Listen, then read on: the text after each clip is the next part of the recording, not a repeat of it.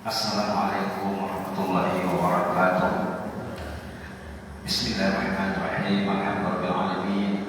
Wa bihi nasta'in 'ala umuri dunya waddin. Wassalatu wassalamu 'ala asyrafil mursalin wa 'ala alihi washabbihi ajma'in wa man tabi'ahum bi ihsan ila yaumiddin wa sallim tasliman katsiran adada khalqihi wa ridha nafsihi wa zinata 'arsyihi wa midada kalimatihi kama yuhibbu rabbuna wa yarda. Allahumma zidna wa la tanqusna wa akrimna wa la tuhinna wa a'tina wa la tahrimna wa athirna wa la tughzir alaina wa ardina wa ta'anna ya hayyu bi rahmatika nastaghith aslih lana sya'nana kullahu wa la takilna ila anfusina tarfata 'ain. Alhamdulillahirabbil setiap hari, setiap pagi khususnya sesudah salat subuh di Masjid An-Nur lingkungan 8 Dalalila, para jemaah yang dikasihi Allah, sama-sama kita mengucap tahmid alhamdulillah kepada Allah atas nikmat yang kita terima siang malam petang pagi 24 jam. Seterusnya salawat dan salam ke atas Rasulullah SAW. Allahumma shalli ala sayyidina Muhammad wa ala ali sayyidina Muhammad kama shallaita ala sayyidina Ibrahim wa ala ali sayyidina Ibrahim fil alamin innaka Hamidum Majid. Baik, tazkirah ringkas pagi ini bagian kedua dari yang sudah dibicarakan kemarin tentang kisah salihin, kisah indah pembantu rumah kalau bahasa sekarang. Kalau bahasa dulunya jariyah ataupun hamba sahaya ataupun budak. Macam mana orang dulu bersih pergaulannya, jernih pikirannya.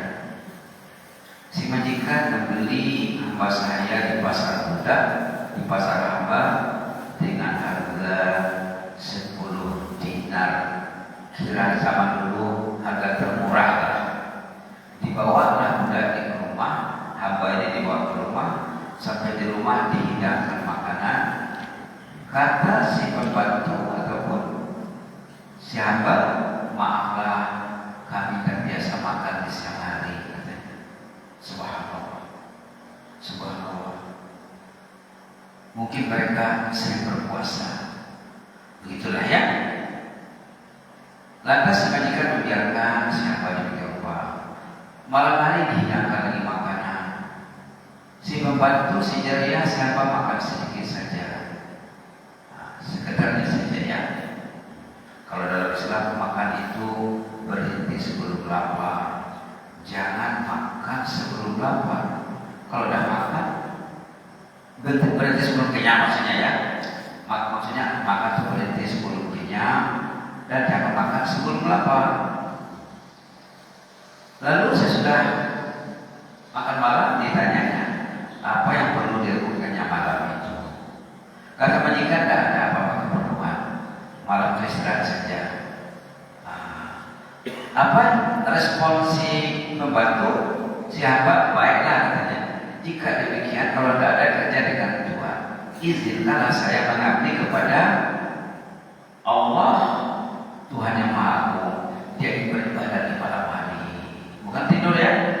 Dia beribadah, minta izin kepada majikannya, bosnya, supaya dibenarkan untuk beribadah. Apa kata bos? Baiklah, dengan penuh senang dan bahagia. Bikuli suruh wasada. Tidak pula dilarangnya tidur ya. Kamu tidurlah, tidak dilarangnya beribadah ya. Kamu bisa tidur, lo besok mesti kerja, bukan macam itu. Silakan dengan senang hati, katanya. Dikasih majikan. Tengok yang jernih dan bersih pikiran mereka. Si jariyah, si hamba pun pergi menuju tempat penginapan yang disediakan oleh majikan. Di sana dia beribadah, sementara majikan sesudah sholat isya dia tidur. Zaman dulu ya, sudah sholat isya tidur. Kira-kira berlalu sepertiga malam pertama, si jariyah, si pembantu mendatangi tempat majikannya, mengetuk pintu, membangunkan untuk sholat malam. Kira-kira jam 10, jam 11 nih ya. Majikan terkejut, kaget. kamu ada apa? Ada apa yang perlu? Tidak dikiranya orangnya akan membangunkannya untuk sholat malam. Kata si pembantu, si Amah, ini dipanggil juga si Amah ya. Dalam Quran sebenarnya hamba perempuan itu dipanggil Amah. Dan di Malaysia di Quran dipakai itu, dipakai untuk pembantu rumah dipanggil Amah di sana. Memang ada dalam Quran ya, ayat 221 surah Al-Baqarah bisa dilihat, wal amatu mu'minatun khairun min musyrikatin walau a'jabatkum, katanya. Hamba saya perempuan itu lebih baik.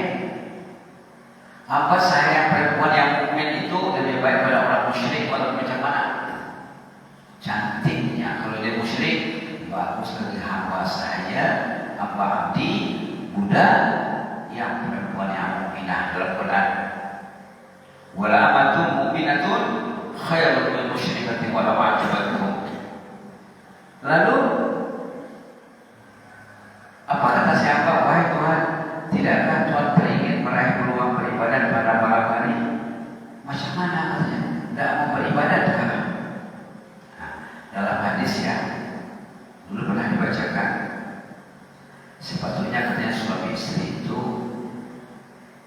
mesti membuat planning, rencana di malam hari. Siapa yang duluan bangun? Siapa membangunkan siapa? Kalau suami yang duluan bangun, sebaiknya bangun, dia siap untuk sholat, kemudian dia bangunkannya istrinya. Sampai nanti dilihatnya istrinya masih belum mau bangun, diambilnya air, dipercikannya ke muka istrinya. Patutnya dibacakan hadis ini kepada suami istri, macam mana menata, memanage kehidupan suami istri. Dan kalau ternyata istri yang duluan bangun, istri punya hak dalam hadis tadi membangunkan suaminya. Kalau suami masih berlengah-lengah, masih berlambat-lambat tak mau bangun, istri berhak membersihkan air muka suaminya. Tapi bacakan hadis dulu ya. Dibacakan hadis dulu. Jadi ditanya oleh si hamba, tidakkah Tuhan ingin beribadat malam hari? Jawab si majikan, tidak, saya ingin istirahat. Baru jam 11, tentu masih pedih matanya, apalagi tidak terbiasa ya. Kemudian jariah pun kembali menuju penginapannya. Bila berlalu separuh malam, datang lagi kali keduanya membangunkan tuan rumah. Subhanallah, wahai Tuhan, para ahli tahajud sudah bangun meraih wirid dan amalan mereka. Tahajud itu wirid kalau zaman dulu. Tahajud itu qiyamul lail itu wirid, tidak lagi dipakai sekarang lagi. Kalimah ini perkataan tidak pakai wirid. Kalau wirid kita mungkin wirid yasinan, wirid tahlilan, wirid lepas sholat. Tahajud itu tidak terkira wirid, padahal itu wirid. Wiridnya daripada bahasa Arab wirdun ya. Tidakkah Tuhan ingin meraih wirid? Apa respon majikan kedua kalinya? Wahai jariah, saya pada malam hari kamu bagaikan sepotong kayu yang tak bergerak. Kalau kayu diletakkan, kita menebang pokok getah, namanya katakan kayu tak bergerak lagi. Itu istilah mereka ya. Kalau istilah orang Sumbar, ambo kalau lalok, kalau tidur ular, tidur ular. Kalau ular yang kenyang, hebat maksa dia tidur, mungkin seminggu tak bergerak. Kalau dalam bahasa Sumbernya, tidur ular, tak bergerak. Dan di siang hari, saya macam sakit menderita. Malam bermasalah, siang bermasalah. Malam tak tahajud, siang tak beribadah. Terus terang dia ya, terus terang jernih pikirannya. Subhanallah. Kalau kita digituin sama pembantu beberapa masuk rumah, kita dibangunkannya menikah, mungkin dibatalkannya kontrak kerja. Ini bukan urusan kamu ini urusan aku dengan Allah. Subhanallah, subhanallah.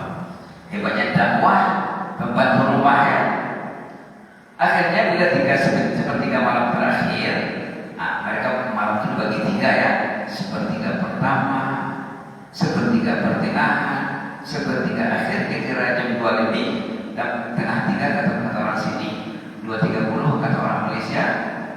Si Jariah kali ketiganya datang lagi pintu kediaman majikan dengan lebih kuat dari yang pertama dan kedua. Artinya macam memaksa Allah. Lalu mengeluarkan ungkapan kata yang menggugah hati majikan.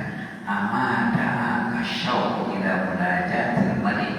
Tuhan tidak rindu bermunajat kepada Maharaja. Allah turun kali pertama dalam hadis ya. Dalam hadis Allah turun lewat tengah malam, sepertiga malam terakhir kali pertama membawa 3 tawaran istimewa. Allah sendiri turun. Ini termasuk hadis mutasyabihat ya. Dibahas pertama, apakah Allah yang turun atau Rahman yang turun? Ini banyak simpang siur pembicaraannya. Yang jelas dalam hadis itu, teks hadisnya Allah turun di langit pertama sebaik tinggal sepertiga malam terakhir membawa 3 tawaran. Jadi kamu tidak rindu kan? Bapak tidak rindu kan bermunajat dengan Malik? Kalau kita bermunajat sepertiga malam terakhir di rumah, sama kekuatan munajat dengan bermunajat dengan Ka'bah. Susah nak pergi umrah, susah nak pergi Multazam, makam Ibrahim, Hijr Ismail, Safa Marwah. Masa mustajab itu ada di rumah masing-masing. Kalau kita bangun di ujung malam, maka si pembantu mengatakan, amada asyau, Tuhan tidak rindu. Allah turun, Allah datang. Tidak ada respon. Kesempatan emas ini dengan ibadah, dengan munajat. Qum li nafsi,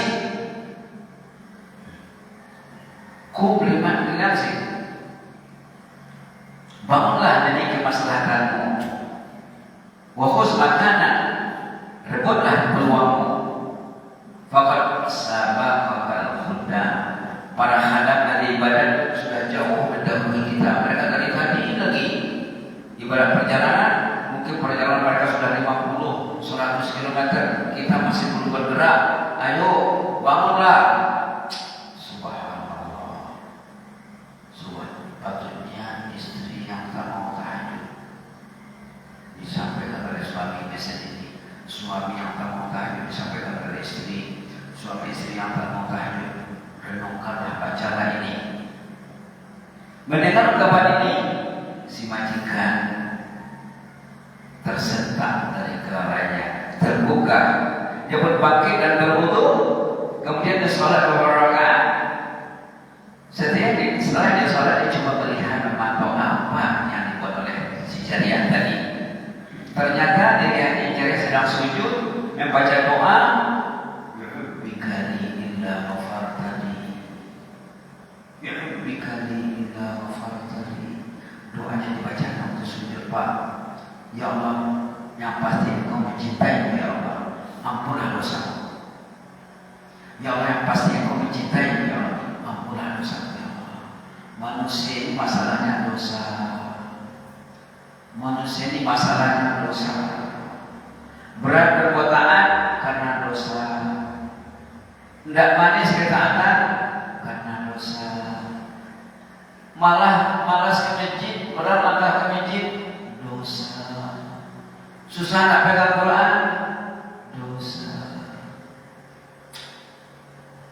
Belah bilang sini dalam satu buku itu lebih 30 dampak negatif, implikasi, resiko jahat, resiko jelek dosa lebih 30 yang dicatatkan oleh ulama dalam buku Kesan Dosa. Satu saja terkena, dah fatal, Pak. Apalagi berkumpul pada dirinya 4, 5, 6, 10 dampak dosa, itu maka kadang-kadang masjid itu sepi. Maka di rumah-rumah tidak ada orang pegang Quran. Maka doa si Jariah ini Doa si hamba, si budak ini, bihubbika li illa ghafartani, bihubbika li illa ghafartani. Waktu kita tidur ini Pak ya, ya Allah, Engkau mencintaiku, ampunlah dosa ya Allah, ampunlah ya Allah. Biar ibadah ini terasa ringan, terasa indah, terasa manis. Bila yang manis semakin manis, yang ringan semakin ringan, yang indah bertambah indah. Subhanallah. Kemudian majikan sempat menanya si pembantu, ya, wa min aina alimti annahu yuhibbu? Wahai pembantu, dari mana engkau tahu Allah mencintaimu?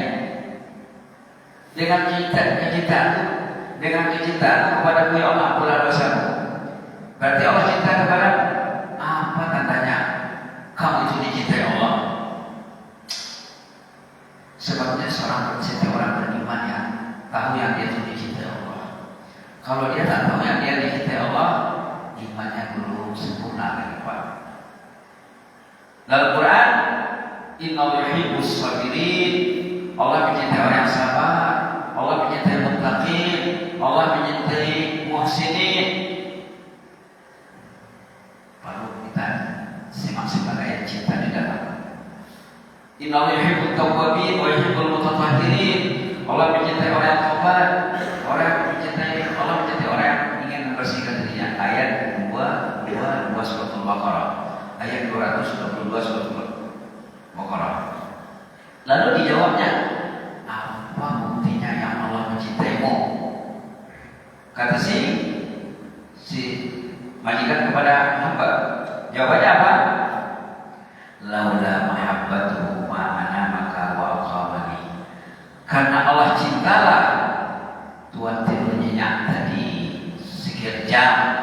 Saya belum tidur sepejam mata pun, sempit dari dunia. Itu pun tanda Allah cinta. Tuhan bisa tidur nyenyak. Allah mencintai Tuhan, dikasihnya tidur. Saya tidak dikasihnya tidur. Saya dikasihnya berkiamulen, sepejam mata pun belum tidur saya. Itu tandanya Allah cinta sama saya. Tapi tak sama cinta Allah kepada orang yang dikasihnya tidur dengan cintanya kepada orang yang dikasihnya kiamulen. Cinta itu bagi ulama pada dua apa ya? Cinta kepada dua bagian, cinta umum, cinta khusus. Cinta umum semua makhluk dapat. Semua Allah yang mengurusnya, mengasihi nyawa, mengasihi hidup, mengasihi makanan, menjamin makanannya. Makanan setoran dijamin dalam Quran. Wa ma min dabbatin illa 'ala rizquha wa ya'lamu mustaqarraha wa mustawda'aha kullu fi kitabin mubin. Jaminan Allah pada rezeki setiap makhluk ya. Dalam Quran, wa ma min dabbah, setiap makhluk dijamin Allah rezekinya. Wa ya'lamu mustaqarraha wa mustawda'aha, ditahu dia di mana sumber rezekinya. Di mana sumber rezekinya. Ayat 6 surah Hud halaman 222, cantik halamannya ya. 222. Wa ma min dabbatin fil ardi illa 'ala Allahi rizquha wa ya'lamu mustaqarraha wa ya'lamu mustaqarraha wa mustawda'aha kullun fi kitabin mubin. Allah menjamin rezeki setiap makhluk. Tapi karena bekerja juga ya, karena bersawah juga, karena berladang juga, karena buka toko juga, karena kayak kantor juga. Tapi yang jelasnya cinta umum, Allah mencintai semua makhluk. Makhluknya makhluk dia. Alam ini dia punya. Rabbul Alamin, dia yang mengurusnya. Ini cinta umum namanya. Cinta khusus, diurusnya jasmani rohani orang itu dengan baik. Dengan argumen ini terbukalah hati si majikan, si penghulu, merdeka sejarah, gratis tanpa bayar. Nah, patutnya orang yang dibeli di pasar muda, di pasar hamba, kalau dia nak merdeka, dia mesti bayar, karena dia dibeli. Sekarang tidak, kamu bebas merdeka dan gratis, pergilah sesuka hatimu. Sambil pergi, Di smashnya lagi ya, dikasihnya lagi satu kata-kata indah, hasal yatul asghar wa bakiyal yatul akbar, katanya. Ini baru kemerdekaan yang kecil, bebas dari kehambaan, perhambaan, perbudakan. Itu kemerdekaan yang kecil, masih menunggu di sana kemerdekaan yang agung. Maka kita buat judulnya kemerdekaan yang agung, bebas dari azab neraka, merdeka dari azab neraka. Mesti kita pikirkan. Subhanallah, kalau pulang dari masjid ke rumah tengok ada istriku ini ahlul jannah atau macam mana ini? Istriku ini, anakku ini ahlul jannah, adakah ciri-ciri orang akan bebas dari azab neraka? Subhanallah, dalam Quran banyak dibeberkan sifat-sifat ahlul nar, sifat-sifat ahlul jannah. Kemarin tadi apa tuh? 2 yang lalu kita sudah sholat ayat dalam surat Nazi'at, 2 sifat ahlul jannah, 2 sifat ahlul nar di penghujung surat Nazi'at. Dan di 3 yang lalu ya, surat Nazi'at sesudah apa itu? 2 sifat ahlul nar. Di sini fa'aman qala wa athara al-hayata dunya fa innal jahima hiyal ma'wa. Orang yang hidupnya keterlaluan, melampau, kata orang Malaysia, dan memberat dan lebih berat kepada keduniaan. Dunia diurus dengan baik, akhirat tidak terurus, akhirat terbiar, dunia dikejar. Itu ciri-ciri orang yang akan masuk neraka, katanya di sini ayat 37, 38, 39. Ciri-ciri orang yang ahlul jannah ayat 40, 41, wa man khafa maqama rabbih wa nahaa nafsa 'anil hawa fa innal jannata hiyal ma'wa. Orang takut akan makam kebesaran Allah, bila Allah memanggilnya ke rumahnya, Allahu Akbar, Allahu Akbar. Oh ya Allah, siap ya Allah, saya datang ke rumah ya Allah, hadir ya Allah. Wa nahaa nafsa 'anil hawa, dia membendung kehendak nafsunya. Nafsu nak tidur dia lawan.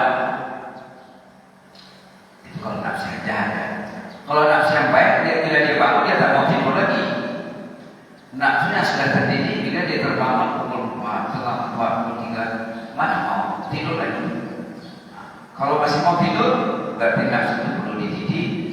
Syarat masuk surga membendung kehendak nafsu yang tidak baik. Fa innal jannata hiyal ma'wa, ayat 41. Orang itu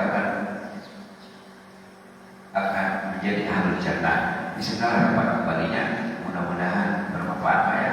Besok kita akan bincang poin yang berhubungan dengan hikmah tersirat di balik kisah tersurat. Ada 30 pengajaran yang bisa diraih. Itu sedikit Pak ya. Mungkin kalau ditambah bisa lagi dijabarkan.